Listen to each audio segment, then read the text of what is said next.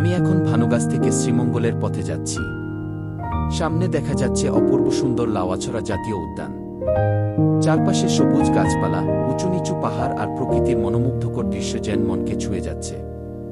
গাড়ির জানালা দিয়ে এই সৌন্দর্য উপভোগ করতে করতে মনে হচ্ছে প্রকৃতির এক স্বর্গরাজ্যের মধ্য দিয়ে ভ্রমণ করছি। যদি কখনো শ্রীমঙ্গল আসেন তাহলে লাউয়াছড়ার এই অসাধারণ সৌন্দর্য অবশ্যই উপভোগ করবেন।